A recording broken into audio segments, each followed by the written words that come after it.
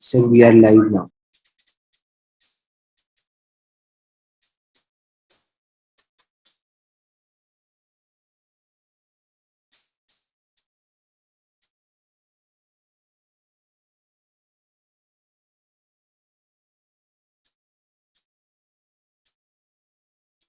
Good evening, dear doctors, to this webinar, which is on the topic. And as speaker, we have the pleasure. Hi.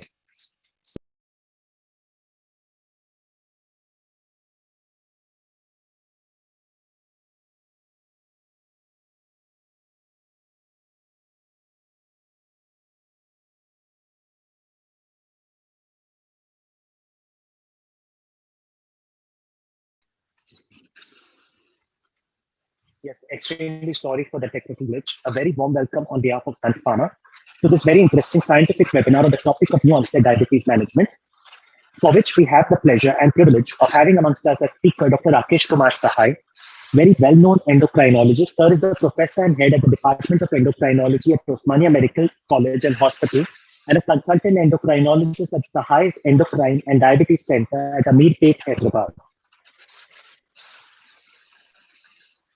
Now, something about this Sankalp as an initiative by Sun Pharma. It primarily believes on helping you to be the first and to be the best in dealing with patients with lifestyle disorders. Now, towards this initiative, the broad belief of this initiative is a smart companion, that is, it is a simple, medically accurate, research-based content which helps you to enhance your practice with the help of patient engagement tools and provides virtual assistance. In the form of enhancing your practice, it provides monthly newsletters with latest medical information, therapy bites, regular clinical updates and video bites, global accredited CME programs, webinars and ISPs by therapy experts, with the help of patient education videos, posters, etc. There are Facebook Lives held periodically for patient awareness and doctor-patient connect tools.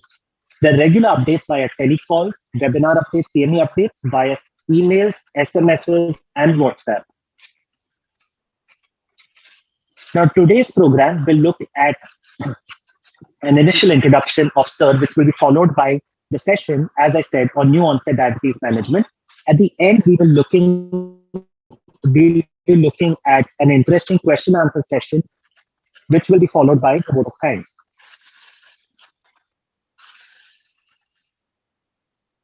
Now, Dr. Rakesh Kumar Sahay, as I said, needs no introduction. For the sake of protocol, I will take 1 minute to introduce Sir. He's the president of the Endocrine Society of India, the vice president of the South Asian Federation of Endocrine Societies, a section editor with Topical Endocrinology, Endotext, the online textbook of endocrinology, and on the editorial board of IJEM. Sir has various awards to his credit, some of the notable ones including Fellowship of the National Academy of Medical Sciences 2021, and the fellowship of the American College of Endocrinology in 2009, along with fellowship of various other such societies and bodies. Notable also is that he received the Hicks Senior Lecturership Oration of the API for 2008 and the Best Teachers in Medicine Award from the Government of Telangana for 2018 on Teachers' Day. He has over 150 publications to his credit, which have appeared in various national and international journals, has authored chapters in various textbooks and monograms on diabetes and endocrinology. Without Kumar Sahay for his.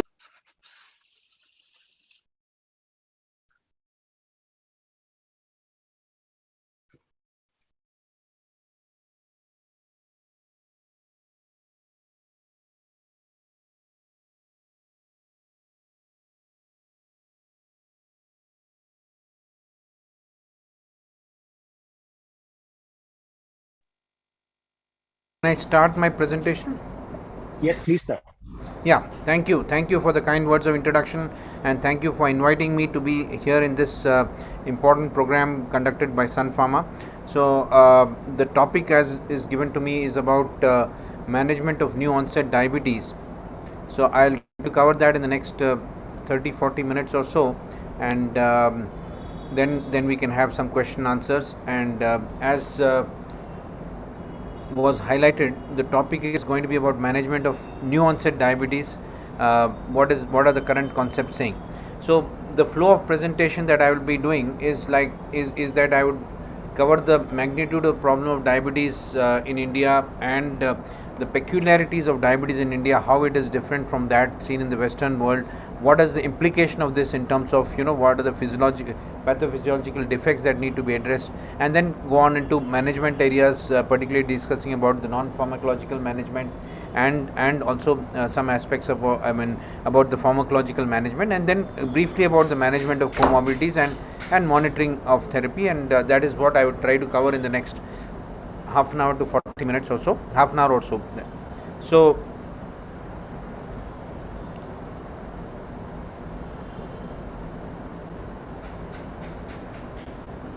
is my screen visible now? I'm audible? Yes, sir. Very clearly visible. Please proceed. Yeah. So if you look at the prevalence of diabetes today, we see that the prevalence is increasing across the globe, and it is set to increase. Today we have across the globe we have more than 435 million people with diabetes, and it's likely to go to more than 650 million by 2045. And today in India we have about 77 million people with diabetes. So that's a huge burden, and the number of cases in the South Asian region is significantly increasing. About 75 to 75% increase is happening every year, and that's a major burden. And what we are saying is that if you look at the numbers, we are saying that in the South Asian region, we are saying that 1 in 11 adults have diabetes, and India accounts for about 1 in 7 of all diabetics living across the world. The number of people living with diabetes is predicted to increase by 69% to 152 million in India by the year 2045. So this is a huge burden. We need to be aware of this, and the important factor is that most of this is preventable, and most of the problem because of diabetes is because of its complications, which are again preventable. So that's the reason why we need to look at this carefully. And the major another important reason is that 50% of the people with diabetes are not detected to have not yet detected. Even though they have diabetes, they are not yet detected, and that's the reason why these people, because they are not detected, their diabetes is not detected or not known, they are at very high risk of presenting with complications. And today, if you look at the number of deaths because of diabetes worldwide, there are about 700,000 deaths occurring because of diabetes, and in India alone there are about 1 lakh deaths happening every year because of diabetes, and 1 in 4 live births are affected by hyperglycemia in pregnancy also. So that is a huge burden, and this is another area which needs careful attention, because by early diagnosis and effective management of diabetes in pregnancy, you can influence the influence the development of diabetes in the future generations. So that is why this is a very important area that we need to focus on. But today that is not what we are going to discuss. Now, if you look at the incidence rates, also diabetes and pre-diabetes are very high, or any degree of dysglycemia. If you look at it, the prevalence of this is very high in our country, in the particularly in the South Asian region. If you look at it, and therefore we need to be aware of the fact that there is a huge burden of pre-diabetes also, and people are for a long period in a phase of pre-diabetes, which can progress to diabetes, and therefore we need to be aware of screening such individuals and picking up pre-diabetes early, so that we can apply interventions which can prevent the progression to diabetes. Now, if you look at what has happened in the last 20 years or so, if you look at from 1999 to 2016, that is over about 25 years, there has been a significant change. These two maps actually are showing the prevalence of diabetes across the different states of the country, and you can see the bluer zones are the lower rates of prevalence. As you can see here in the chart here, the prevalence rates, as you go from light blue and go on towards darker red, you are seeing the prevalence rates are increasing. So as you can see, overall there's a change in the color from being blue on the left side to becoming orange and red, which indicates that the prevalence rates are going up and up across the country. In the last 25 years, there's been a significant change. So again, that is something which is of concern, and we need to look at how we need to address this, and how we identify diabetes early and prevent its complications, because the major burden of diabetes is because of its complications. And if you look at the prevalence of complications, the major complications that we are speaking of are the microvascular complications like retinopathy, neuropathy and nephropathy, and then the macrovascular disease like the presence and development of heart disease and stroke, the major vascular complications. So if you look at the prevalence of this, we are saying that the vascular complications, particularly the macrovascular disease, the strokes, the cardiovascular disease, are much higher in the South Asian population. But if you look at problems like retinopathy and neuropathy, probably they are a little lesser than what you would see in the Western countries, and nephropathy is equally high again. So there's a comparison between what is seen in our population versus the UK population. As you can see, nephropathy, there's an increased risk in our population relative to the wide European population, and retinopathy also there's increased risk. The CVD is probably much higher, and this is probably because of lesser use of statins and antihypertensive drugs in the South Asian region, more of uncontrolled glycemia, higher dyslipidemia at a younger age. All these are probably causes for that. Peripheral neuropathy, however, has a lower prevalence in our population. PVD also has a lower prevalence, and this may be because of lower rates of smoking, or it may be because of the fact that we have lower heights as compared to the European population. So these are just the possible postulations which can explain the increased risk of some of the complications and lower risk of some of the complications. So this gives us a broad idea about what we are dealing with, how we need to address patients who are newly detected to be diabetic. They should be the complications, they should be screened for it, because they are at a high rates of some of the complications, and the comorbidities that exist along with diabetes should be screened for. Now, if you look at the pathophysiological problems in our population, we see that we tend to have higher rates of insulin resistance, and we also see that we have a poorer insulin secretion because of an impaired beta cell reserve. Once again, this is because of several genetic and environmental influences, early life environmental influences, which can program the beta cells towards lower insulin secretion, which has all been shown in different studies by very eminent researchers across the country.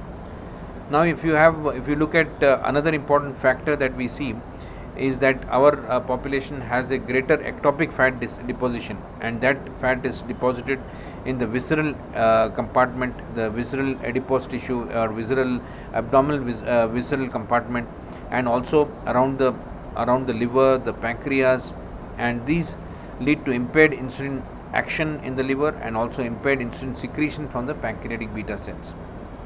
So what we see is that South Asian populations have 30% higher intramuscular fat than BMI matched Europeans, which was closely linked to and this factor was contributing towards the progression from pre-diabetes to diabetes occurring at a much faster rate amongst the Indian population or the South Asian population as compared to the European population.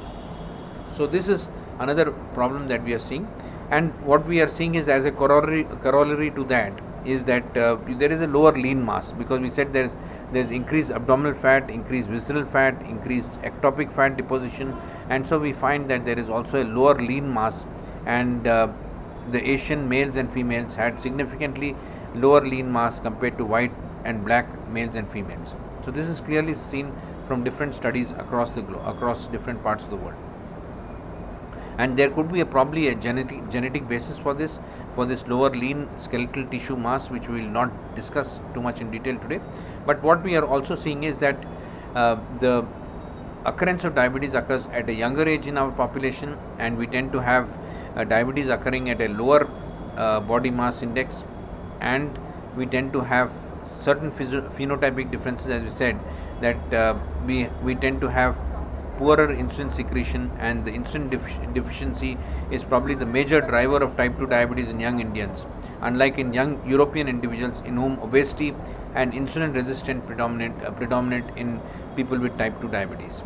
In our country, it is more of insulin secretory defect, and therefore what we have is that we have a distinct Asian Indian phenotype, which is characterized by a higher waist circumference, higher waist to hip ratio, higher quantity of visceral adipose tissue, increased insulin resistance, and higher prevalence of atherogenic dyslipidemia, and in association along with the insulin resistance, there is also an early beta cell defect.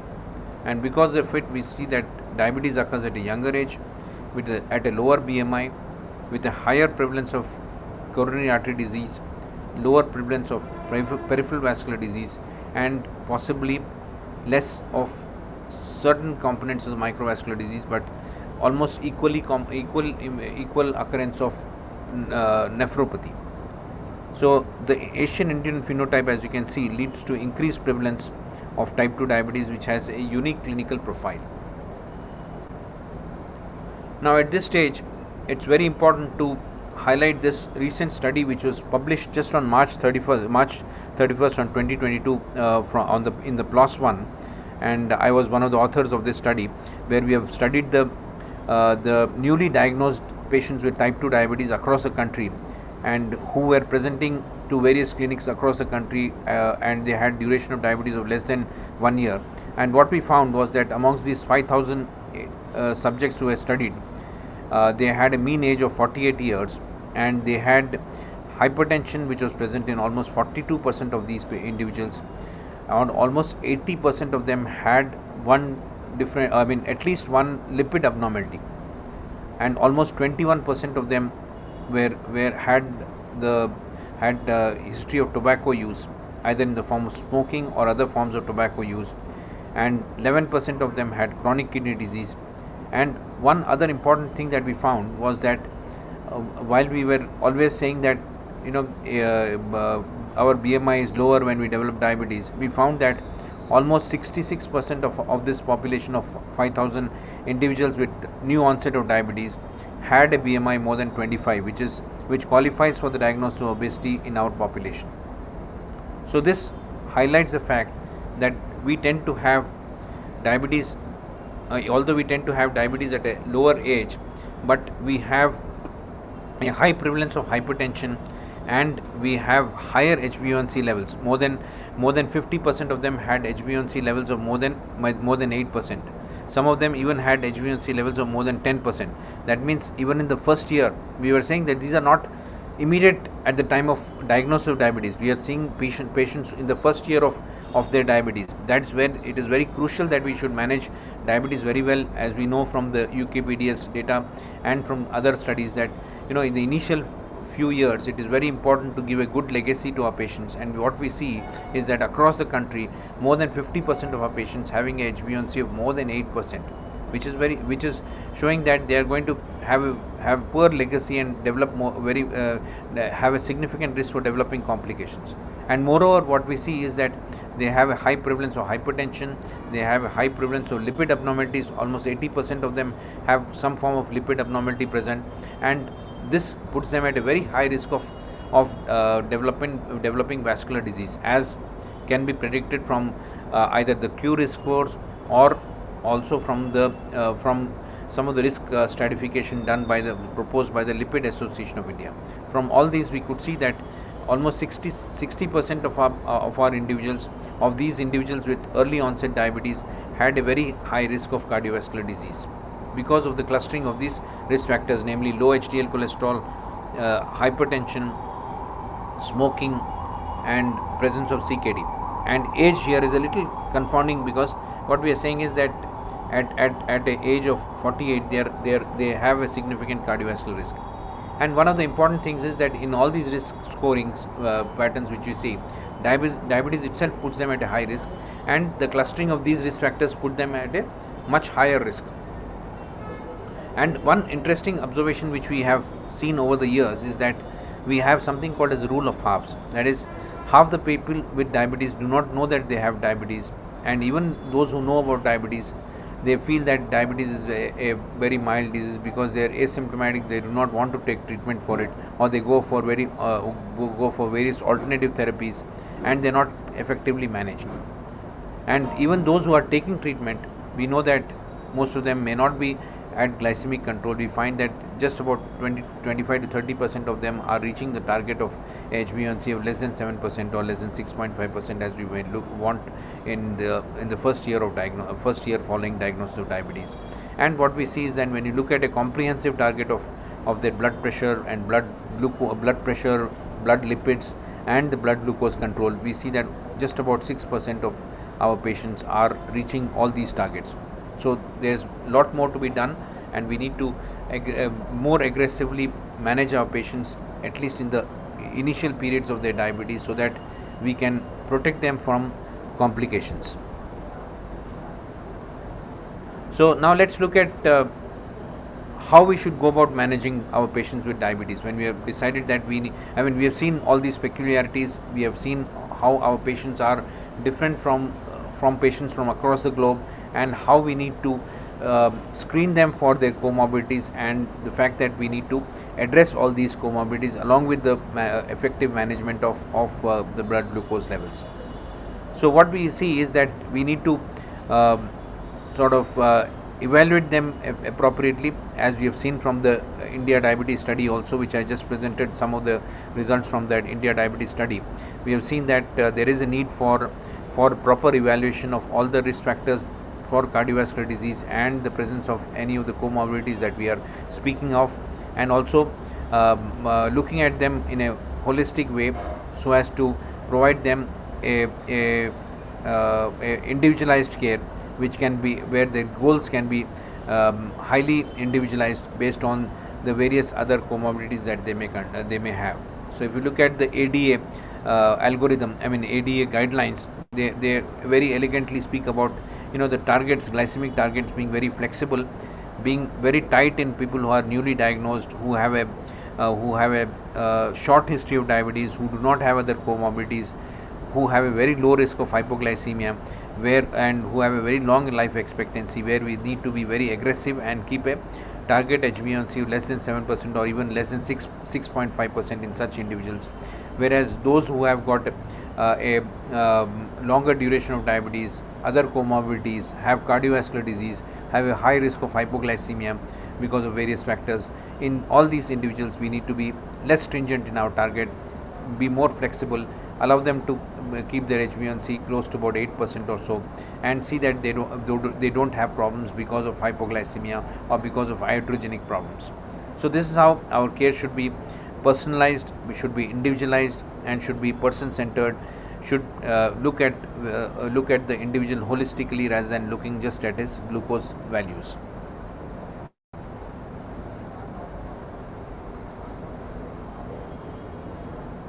And then when we're looking at management of diabetes, we're looking at giving a good advice on medical nutrition therapy.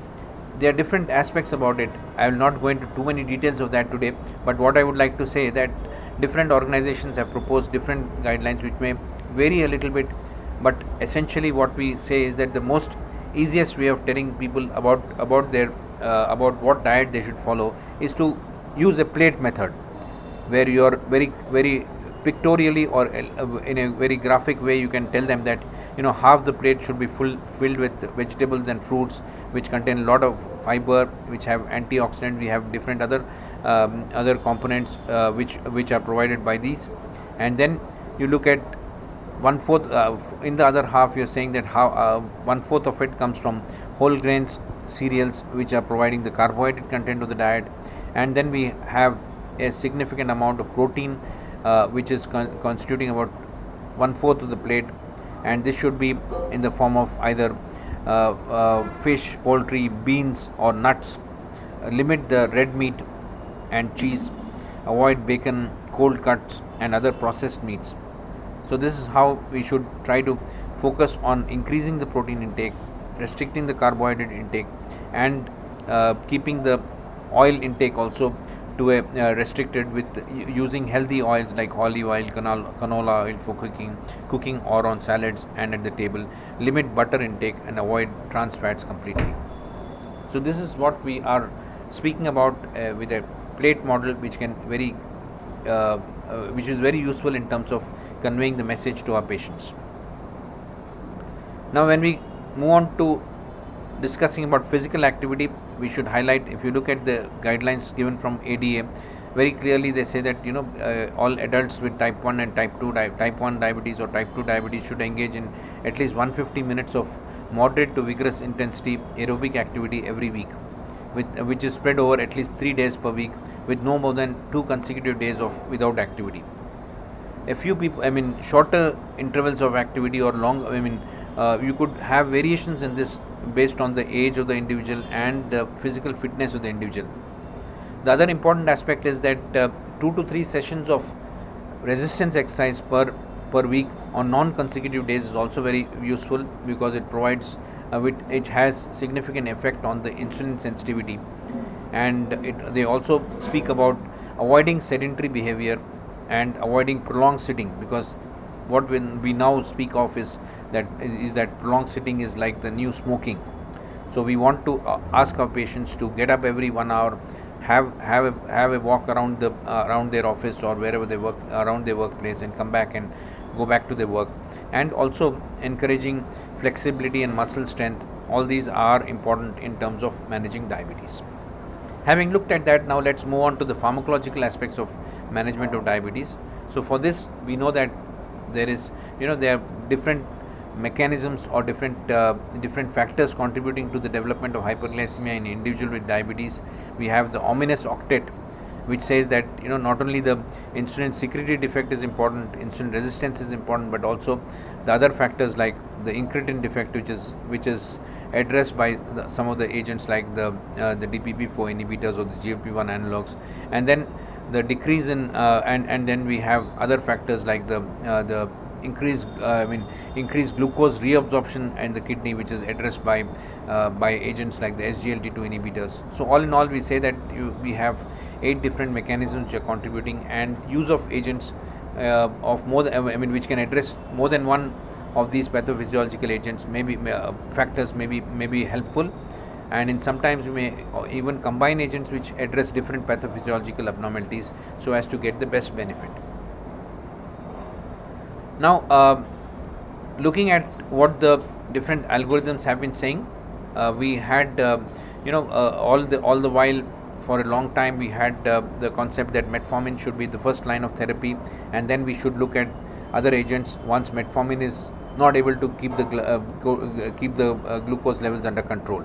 And more often this led to inertia in management of diabetes, and very often even people who had very high blood glucose levels where we had to wait for several months before we could add on other therapies. Now we have moved on towards a regime where a era where we are speaking of combination therapy right at the onset of diabetes, and also thinking of using other agents other than metformin even as the first line therapy.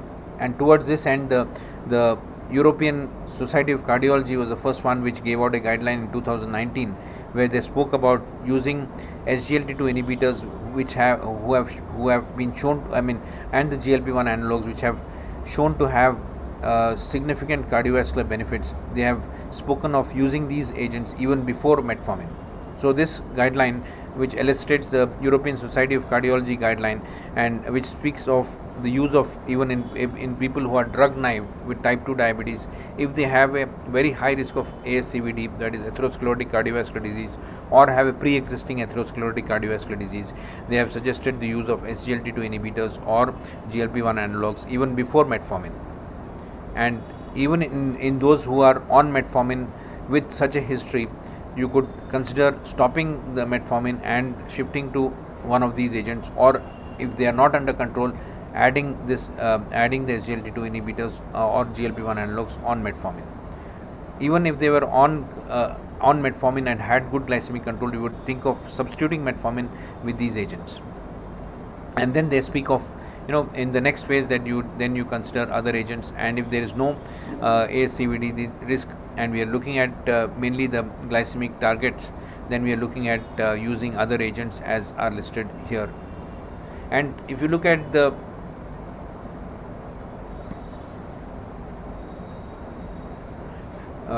ADA, the AAC guideline, this is again a very progressive guideline which classifies people based on the HbA1c at target, HbA1c at onset of diabetes.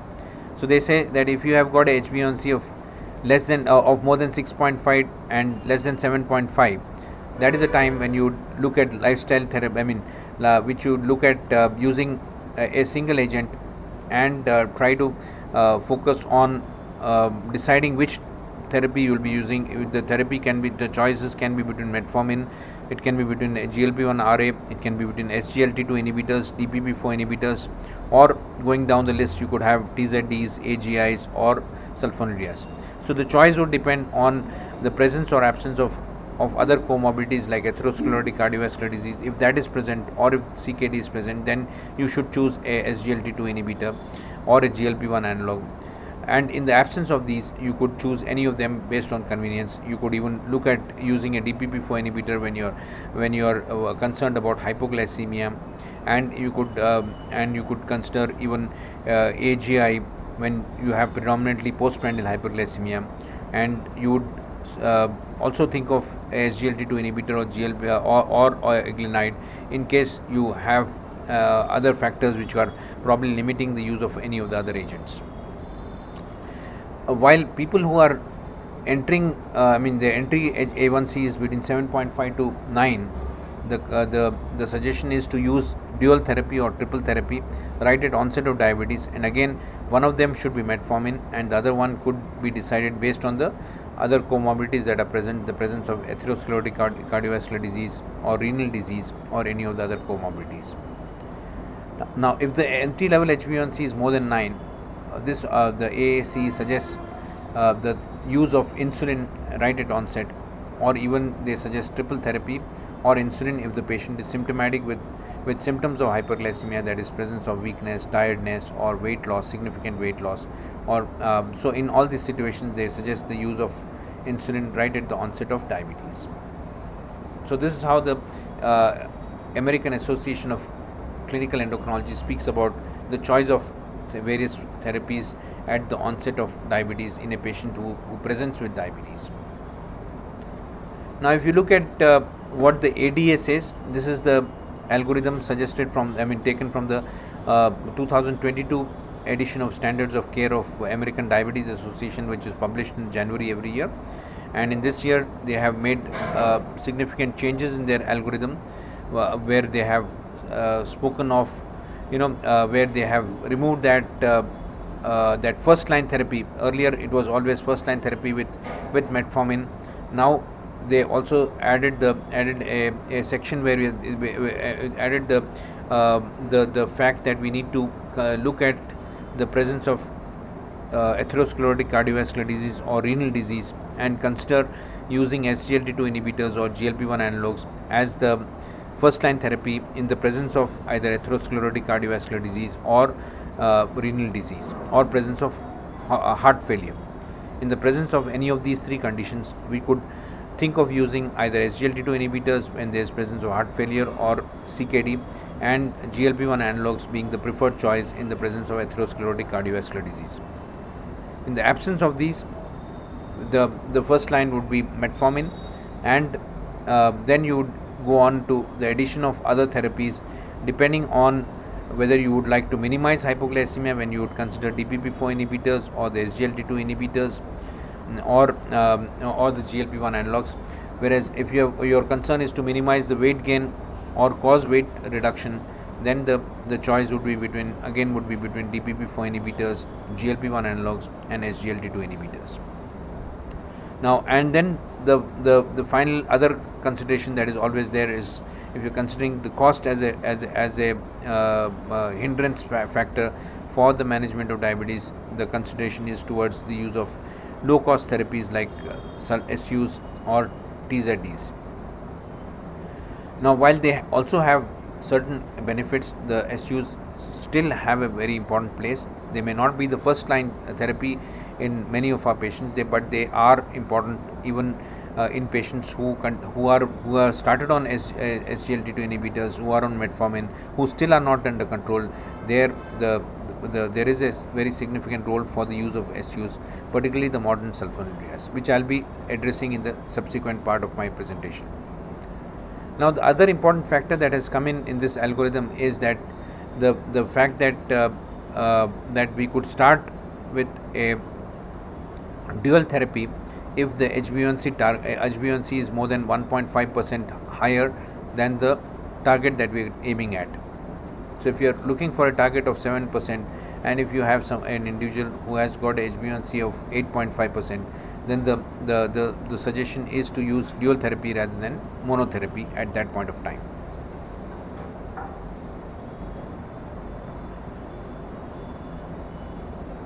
Then, looking at the RSSDI ESI clinical practice recommendation for the management of type 2 diabetes, again this was published in 2020 and is going to be revised soon, and in this also we have a consideration to look at the age, the BMI, the ABCD rather. So where A stands for age, advancing age, you look at certain conditions, prefer certain medications over the others. BMI, increasing BMI, you look at certain medications. With the presence of CKD, you look at certain medications. With duration of diabetes, D is the duration of diabetes, E is established CVD, F is the finance, and G is the glycemic status, and H is the hypoglycemia concern. So all these A, B, C, D to H are incorporated in this wheel, where you can see clearly. This makes it very easy for people who are trying to decide which form of therapy is most suitable for their patients. They could do it very easily by looking at the wheel. As you can see in the A portion, you're looking at advancing age. You're looking at DPP-4 inhibitors as the first choice, AGIs, SGLT2 inhibitors, then so on and so forth. You have the other agents. Whereas with increasing BMI, you're looking at the first choice being SGLT2 inhibitors or the GLP-1 analogs. With the presence of CKD, the first choice is SGLT2 inhibitors. With the presence of longer duration of diabetes, you have SGLT2 inhibitors, the DPP-4 inhibitors, and then the others coming in. And then again, when you're looking at the established cardiovascular disease, again the two major classes of drugs like SGLT2 inhibitors and GLP-1 analogs fit in there. Now, when you're looking at finances, the SU comes in first, followed by insulin, followed by pioglitazone, followed by AGIs. So that is how we would look at it. But recently there has been, with the some of the DPP-4 inhibitors going off patent and some of the SGLT2 inhibitors also going off patent, there's probably a rethinking on those lines, and there's probably availability of some of these agents at a lower price and more affordable price, which is more suitable for the pocket of many of our patients. So quickly I'll just deal with each of these classes of drugs, the SGLT2 inhibitors, particularly the DPP-4 inhibitors and the sulfonylureas. So if you look at the SGLT2 inhibitors, we know that they work through the SGLT TYP2 receptor present in the proximal convoluted tubule, which accounts for 90% of the reabsorption of glucose in the proximal tubule. So they lead to increased glucose excretion in the urine, leading to a glycemic reduction of 0.8 to 1%, and this can be combined with different classes of drugs, as we have seen in different studies. Now, if you look at the glycemic benefits I've just enumerated, they have several extra glycemic benefits like reduction in body weight, reduction in blood pressure, with almost a 2.9% reduction, 2.9 kg reduction in body weight, and almost 5 millimeter reduction in blood pressure with 10 milligram dose of agent like dapagliflozin. And they also have the benefit of causing less glycemic variability, providing a better glycemic legacy to our patients who are started on these agents early. And because of the glycemic durability that they have and less glycemic variability that occurs with the use of these drugs, they provide a good legacy for reducing the risk of complications. And they combine very well with metformin, and they have a synergistic action with metformin, with a combination causing a glycemic reduction of almost greater than 1% or close to 1.5 or 2%, also with the combination of metformin with any of the SGLT2 inhibitors. Here we are seeing the combination of metformin with dapagliflozin. And what we see is that this initial combination works very well in terms of providing all these benefits, and also providing a good cardiovascular outcome, as we can see from the various cardiovascular outcome trials of the SGLT2 inhibitors. The EMPAREG trial was the one which was reported in 2015, way back in 2015, and it has shown that there was a clear benefit in terms of the 3-point MACE, reduction in cardiovascular deaths. And in the CANVAS trial, again there was a reduction in 3-point MACE. In the CANVAS R also we find that there was and the CREDENCE trial also there was this cardiovascular benefit seen, and the CREDENCE trial we had the additional renal benefit seen, and with the DECLARE-TIMI trial we had a broadening of the indication towards use of these agents even in people with shorter duration of diabetes and lesser cardiovascular risk factors. Now, if you come to the DPP-4 inhibitors, as we can see here, the DPP-4 inhibitors are probably the most versatile agents, because what we see is that they act on many of the mechanisms. As you can see, the table shows a listing of all the mechanisms which are contributing towards the development of hyperglycemia, and DPP-4 inhibitors are influencing most of them, or influencing more than 50% of them. While we see that some of them are addressing single defects like the SGLT2 inhibitors affecting only the kidney glucose loss. The AGI is working only on the GI tract, while some of the agents like metformin have multiple actions, and the DPP-4 inhibitors are also very versatile, having multiple actions. Now, if you look at the gliptins, we have several different gliptins available today, and they have been there in use for more than 15 years, and we have a vast amount of experience with the use of these gliptins, and newer gliptins are also coming in, and this is a growing family of molecules which have a good glycemic reduction. They have a reduction in the HbA1c, FPG, PPP, postprandial glucose levels, and they also provide less variability with low risk of hypoglycemia and low weight gain. So that is the major benefit which we see with the gliptins. And if you look at all the cardiovascular outcome trials with the gliptins, we see that with sitagliptin there was a very good cardiovascular outcome trial called the TCOS trial, which had a large number of patients, and it showed that essentially showed that the sitagliptin is a very safe molecule, and the same outcome was seen even with the outcome trial of linagliptin, the Carbolina and the Carolina trial. I'll speak about the Carolina trial when we are speaking about the SUs also, because it has shown that SUs are also having a cardiovascular neutral effect. So all the gliptins have a cardiovascular neutral effect. They do not cause any harm, and they are safe from the cardiovascular point of view, and they can be used even in people who have got pre-existing cardiovascular disease.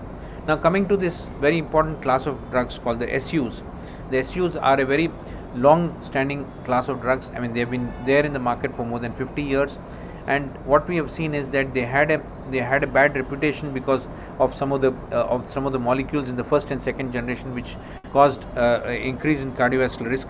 But if you look towards the newer agents, the newer class of drugs, they are probably more safer, Glimepiride is one of those, and glycoside extended release is probably one of those in the newer or the modern sulfonylureas, which are associated with very low cardiovascular risk, as has been shown from various observational studies. This is one of them, one of the observational studies, real world observational studies, or whether you look at a meta-analysis of all the other studies which have looked at the cardiovascular effect of SUs, and all these studies have shown that these molecules along with metformin work very well in terms of glycemic efficacy, which has a long duration of action, a good durability of glycemic efficacy, and they do not cause any ischemic preconditioning, as was seen with some of the molecules like glibenclamide.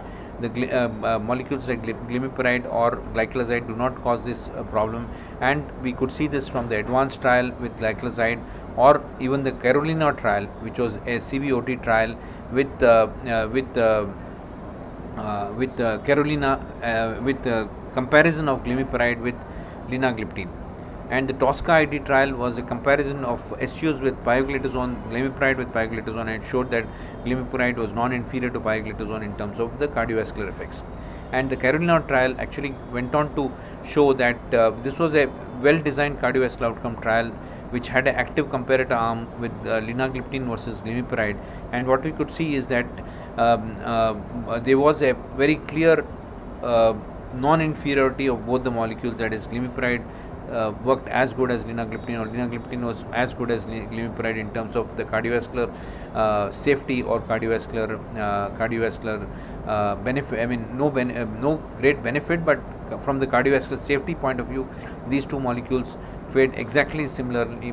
And even when you looked at the 4-point MACE, you had similar effects, but there was small differences in terms of the risk for heart failure, which was more with linagliptin, while the risk of hypoglycemia was slightly more with glimepiride, but did not lead to any increased adverse cardiovascular outcomes. Now, quickly looking at, I'll not go into the injectable therapies because that's not the topic of today's discussion, but what I would like to quickly look at is what should be the glycemic goals for our patients with diabetes. By and large, our goal should be less than 7% without causing hypoglycemia, and also now we are looking at the time in range provided by the continuous glucose monitoring, and we're looking at a time in range of more than 70% for non-pregnant adults, with a time below range of less than 4%, and a time above range of less than a time below range of less than 54 being less than 1%, and the time in range being more than 70%. That's what we are aiming at, and that corresponds with a glycemic target, I mean HbA1c target of less than 7%. And when you're looking at the pre-pandil and post-pandil targets, we are looking at a pre-pandil target of less than 180 to between 80 to 130%. A peak post-pandil plasma glucose of less than 180 is what the ADA recommends. And the A1C of less than 7% in most of our patients, but in patients who have got no cardiovascular risk, have got new onset of diabetes, as we are discussing today, need to be we need to look at a target of less than 6.5% also without causing hypoglycemia, because of the availability of agents that do not cause hypoglycemia. Now, there is a great importance of glycemic variability. So we just spoke about the time in range. We have different time in range thresholds being suggested and the targets being suggested. For type 2 diabetes, the target is more than 70% being in time in range, and for pregnancy we would like to have a target of more than 80% or 90%, with a more stringent threshold being set for the time in range. Now, finally, I would quickly spend 1 or 2 minutes on looking at how we need to look at a comprehensive approach towards reducing the complications of diabetes, and this can be achieved by lifestyle modification and diabetes education, which is very important. And then glycemic management is only one aspect of it, but the other important aspects are blood pressure management, lipid management, and using agents with cardiovascular and renal benefit, as we just discussed about the use of GLP-1 analogs, the SGLT2 inhibitors, which provide the additional cardiovascular and renal protection. So when you're looking at considering the use of these agents, you should look at using these agents whenever there is a high cardiovascular risk and you should either stratify a patients with the cardiovascular risk and consider using these two agents which have been shown to have the cardiovascular protective effect.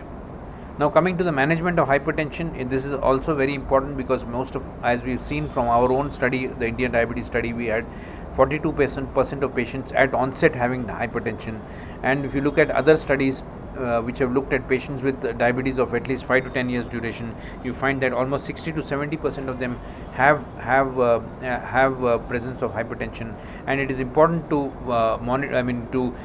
treat this hypertension and treat hypertension whenever the initial BP is more than 140 by 90, and start with one agent.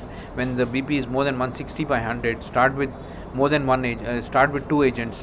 And lifestyle management is very important, as we discussed about the lifestyle management in the management of the glycemic control, which achieving glycemic control. Similarly, lifestyle management is also very important here, and also look at presence of albuminuria. If you have albuminuria, then you have to choose ACE inhibitors or ARBs or CCBs or diuretics. Start with these agents.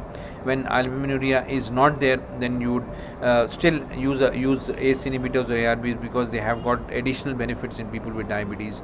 And then the other class of drugs that are considered are CCBs, diuretics.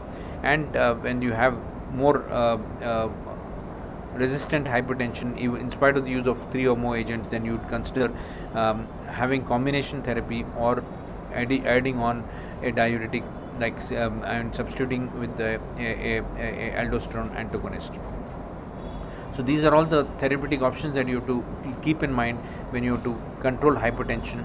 Now coming to the lipid management, it's very important that we understand that as I was highlighting from our India diabetes study, that 80% of people with diabetes at onset of diabetes itself had more than one lipid abnormality.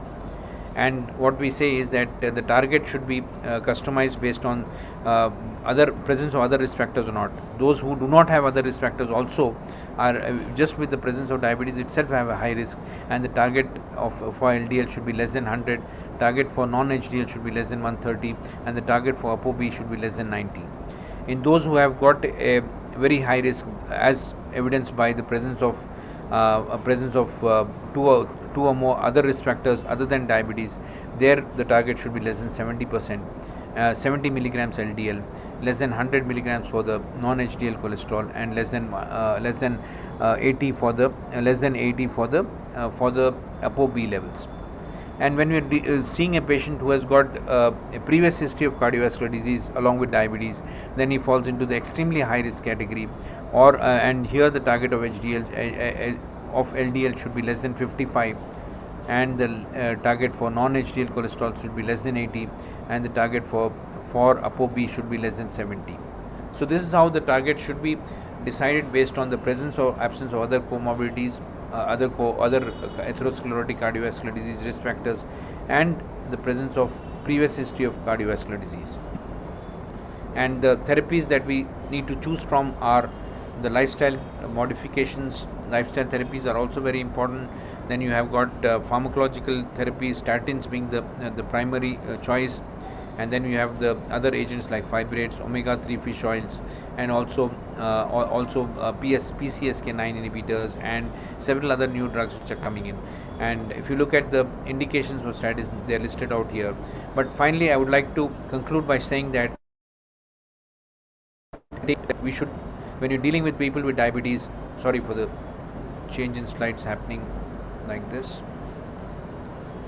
So having looked at all these aspects, I would like to conclude, since I'm overshooting my time, I would like to conclude by saying that we should establish the diagnosis of diabetes early. Do not give the label of mild diabetes or borderline diabetes to our patients who are just detected to have diabetes. This makes the patient complacent, and as we have seen, they have a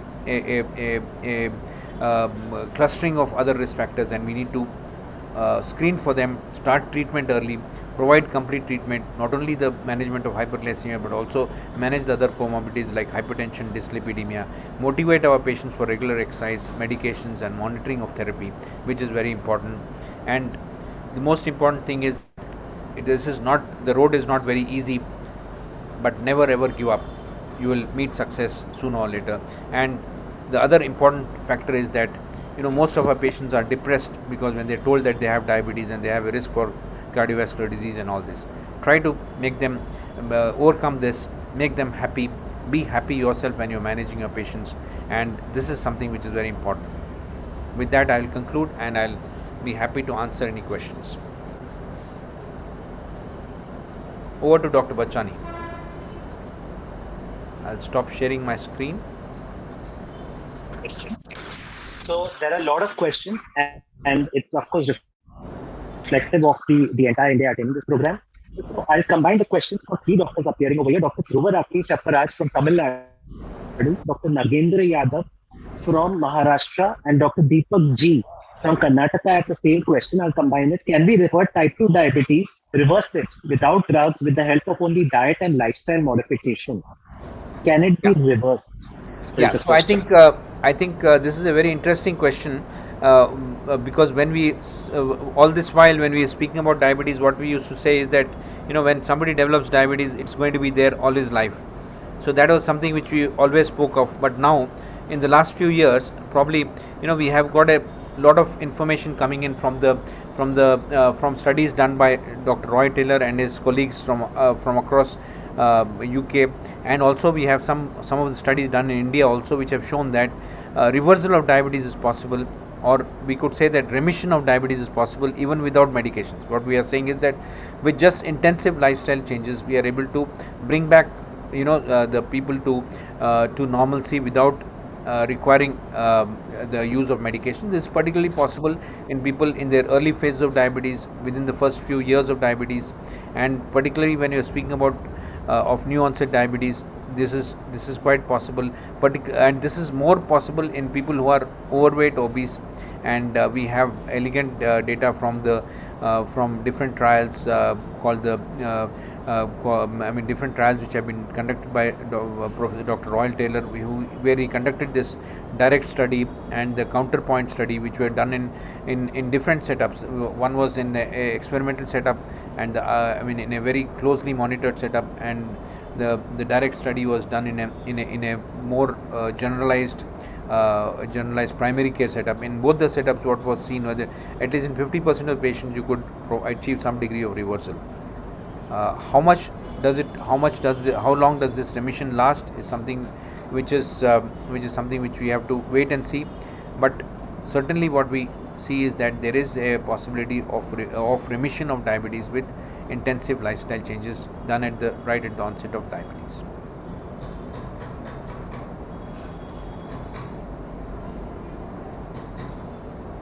Yes, Dr. Bachani, could we move to the other questions?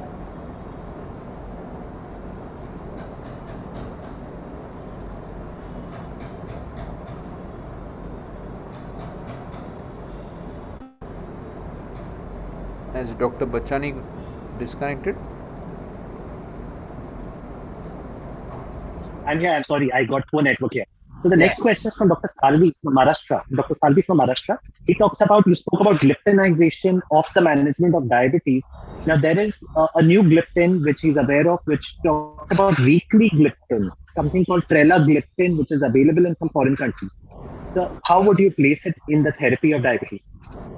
Yeah, so I think I'm not aware of this gliptin. Yeah, there are some gliptins. There was these long-acting gliptins, and one other example is what we have is working through a similar mechanism is the GLP-1 analog, which is long-acting, which is injectable again, but semaglutide. You have semaglutide, which is once weekly. You have dulaglutide, which is once weekly injection.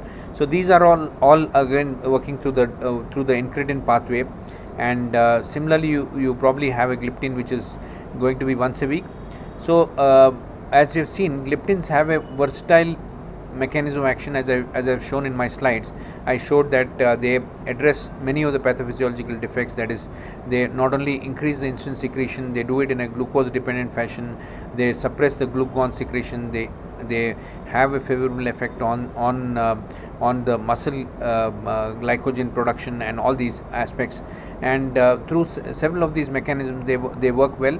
They have a good glycemic efficacy of close to 0.8 to 1%. And the other important thing is that they don't cause hypoglycemia, and they don't cause weight gain. So they are agents which can be used in many situations. They can be used in elderly people, they can be used in people with other comorbidities without any significant concern, and particularly the cardiovascular outcome trials with the gliptins have shown that they are safe in people with cardiovascular disease, and even in renal disease they can be used with dose modification of some of the gliptins. Some of them do not require dose modification, so they are versatile agents which can be used in different scenarios.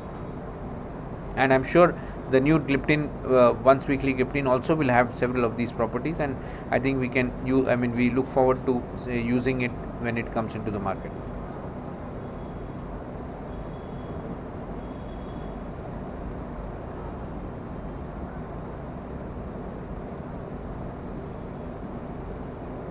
Okay, I think again there's a network issue with Dr. Bachani.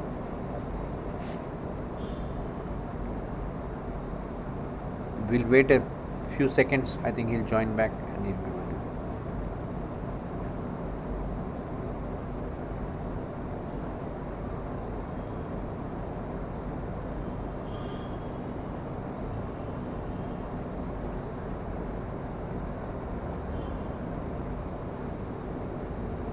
Sorry, sir. I think there is a Yeah, could you request Dr. Bachani to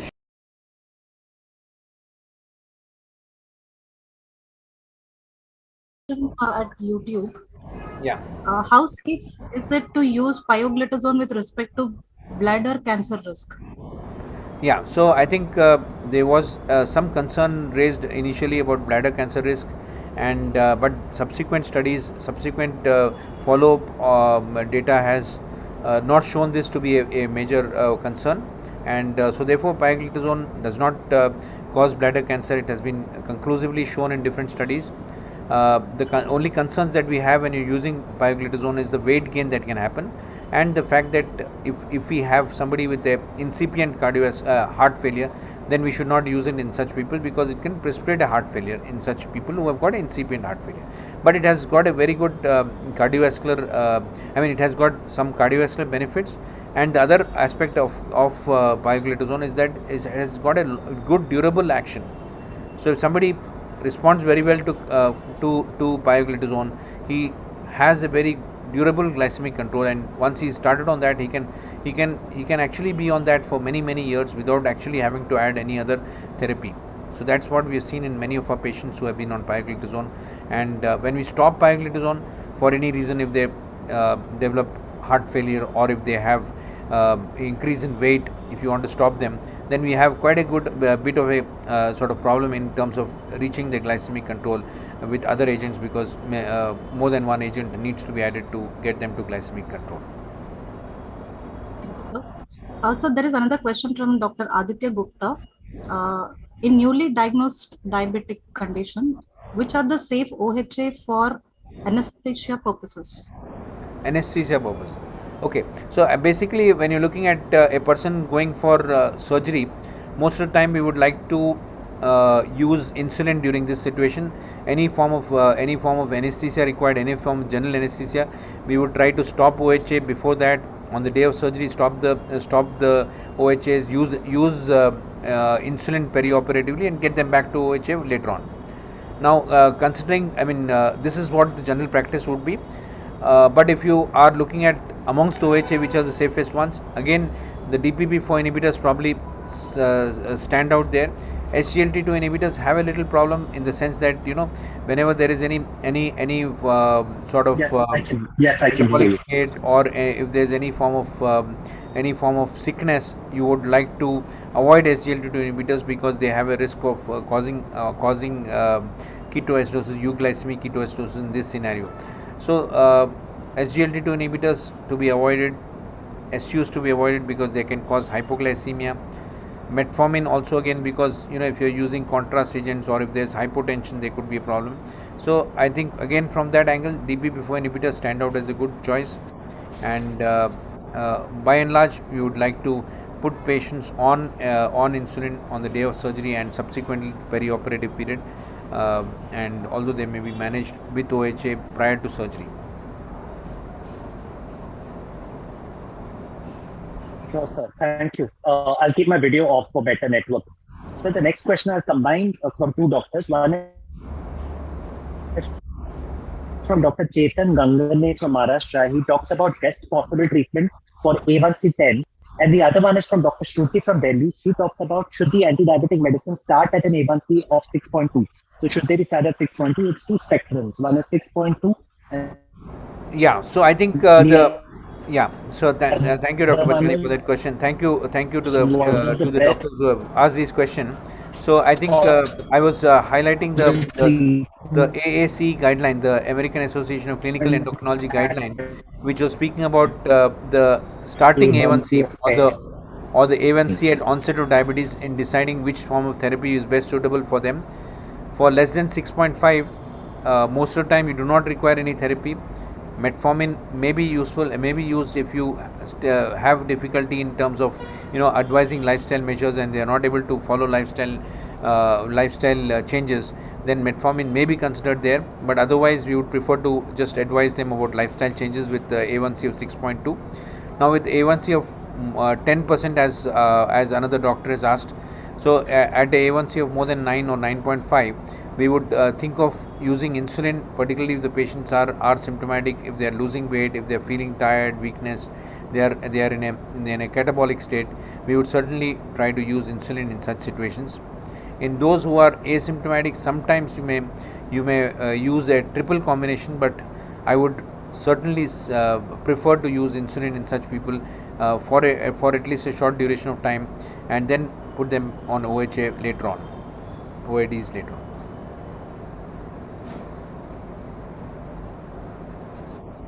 All right. Thank you so much for that. The next one is from Dr. Kaushik Shah from Maharashtra. He talks about should we start metformin plus glimepiride combination immediately.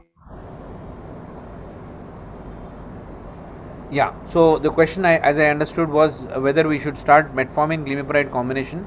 Metformin glimepiride combination is a very good combination, and as you've seen data about metformin being the first choice, and when the HbA1c is more than 1.5% above the target HbA1c, that is, if you want to keep the HbA1c at say 6.5 or 7, and you have somebody who has got HbA1c of 8 or 8.5, there you can think of a metformin glimepiride combination.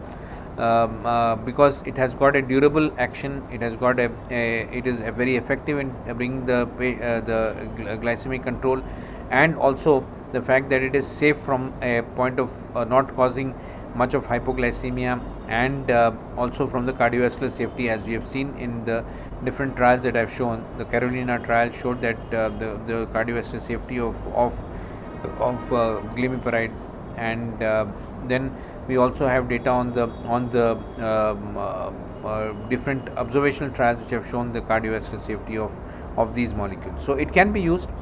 The other option that you have, if you find that the patient is having symptoms of hypoglycemia at different times of the day, you should advise him about having their meals on time, and in spite of that, if the hypoglycemia is a problem, then use of any of the gliptins may be suitable there if they are having hypoglycemia and they have a A1C of 8.5%. Fantastic. Thank you so much, sir. The next question, so do we have time for around 2 to 3 questions more? Yeah, we'll just take another 2-3 questions in the next 2-3 minutes. Yeah. Sure. So I'll just keep it to 3 more. I'll keep it to 3 more. So this one is from Dr. Shashikant Yadav from Delhi. He talks about when to switch from an oral anti-diabetic drug to insulin. Yeah. So when to shift from oral anti-diabetic medications to insulin is a very important question, a very pertinent and very practical question, because many of our patients we see, and today with the availability of 5 different classes of oral agents, when do you decide to shift? Would you do it after 2 agents, or whether you do it after 3, 4, 5 is the question. So what most guidelines have been saying is that when you are using optimal doses of 2 or at the most 3 agents, and you're not reaching the target glycemic goal, then you probably add insulin. You would not wait for 4 or 5 agents to be used, and similarly you would not you may not get any great benefit of doing it right at the onset unless the HbA1c is very high at the onset of diabetes. So that's how I would put it. that when you used optimal doses of 2 or 3 oral agents and the patient is still not at target HbA1c, then it's time to consider insulin. Dr. Saib, an important word which came from the answer was you said to add insulin. So the question talks about switching to insulin. Can you just put some clarity on that, sir? Yeah. Is it So switching most of the completely time, or continuing the cycle? yeah. So most of the time when we add, I mean we think of insulin, we are thinking of adding insulin to the oral agents, unless we are dealing with a type 1 diabetes where we know that the oral anti-diabetic medications are not going to work. There we are thinking of only insulin. But in a patient with type 2 diabetes, certainly there is a role for oral anti-diabetic medications even when the person is on insulin. Particularly metformin can be continued because metformin addresses the insulin resistance, and thereby it reduces the requirement of insulin. And similarly, there is a school of thought that many people would even continue continue SUs, that is glimepiride, can be continued along with insulin, because again it reduces the requirement of insulin, reduces the need of larger dose need for larger doses of insulin can be reduced by the use of metformin also in people with type 2 diabetes. Metformin, SUs, Fantastic. DPP4 inhibitors, or even SGLT2 inhibitors. So the typical way in which we would start insulin is that when the fasting is going up, only the fasting is high, we would think of using basal insulin. When the basal insulin alone is not enough, and if there is a significant postprandial hyperglycemia, we would like to then use, in spite of oral anti-diabetic medications, if that is persisting, then you would try to add insulin, prandial insulins. But otherwise, we could even go with a basal supported oral anti-diabetic therapy. Fantastic. So finally, last two questions. I think we have time for that much. Please, I'll quickly ask you. Now, this is from Dr. Suren from Karnataka. He asked about, sir, requesting to guide about nutrition in practical or layman language. Now, I know this is a huge scope question. If you can put it in practical or layman language, please. Which one? The nutrition guidance? Nutrition in practical or layman language guidance. Yeah. So I think I actually did not stress on too many technical aspects about the nutrition. I just showed one slide about the plate model. So that is typical layman's language to explain somebody who's sitting in front of you with diabetes, and you have got 2 or 3 minutes to explain to him about the diet. Then the most important way in which, I mean, the easiest way in which you can do it is using the plate model, where you say that, in the plate you see what has to be coming into the plate. Half of it has to be fruits and vegetables. The other half of the other half, that is 1/4 of it, is the proteins, which can be in the form of dal, which can be in the form of other nuts and other things which are providing protein. For the non-vegetarian person who consumes non-vegetarian food, there it is chicken or eggs, egg white, or even fish, lean meat particularly. And the other 25% is with carbohydrates, that is in the form of cereals, low glycemic index cereals like chapati, rice. Rice is obviously, between rice and chapati you prefer the one which has lower glycemic index, that is the chapati, or you may shift to millets or other forms of cereals which provide the carbohydrate intake. And then you have limit the oil intake and limit the salt intake, and also avoid trans fats. So that is what I showed, that in just one picture you can show all this, and you can convey to your patients a very practical way of providing this information to patients about the food that they should eat. Fantastic. Thank you so much. So finally, last question from Dr. Swati Jeevane. It talks about how to reverse or delay multi-organ derangement. Yeah, so I think that is very important, which I was addressing initially by saying that we have data from the UKPDS study, which typically looked at people who were followed up from the time they developed diabetes, and they were divided in two groups. One group which was intensively controlled, kept HbA1c of less than 7% over the 6 to 7 years of follow-up, and the other group which was less intensively controlled, their HbA1c is close to 8%. with that 1% difference in HbA1c, what we saw was that there was a 30% reduction in most of the complications, the microvascular complications like neuropathy, retinopathy, and also a non-significant reduction in cardiovascular disease. And when these patients were followed up over a period of time, over another 10 years, what they found was those were intensively controlled initially tended to have the benefit, tended to persist to have the benefit, saying that there is something called as glycemic legacy, which means that if you are able to keep your patient at good glycemic control in the initial years, that is when he comes to you for the first time, if you are able to achieve that, he will tend to have a benefit which goes on for many years, maybe 20-30 years down the line also he'll continue to have that benefit of that first few years of very good glycemic control.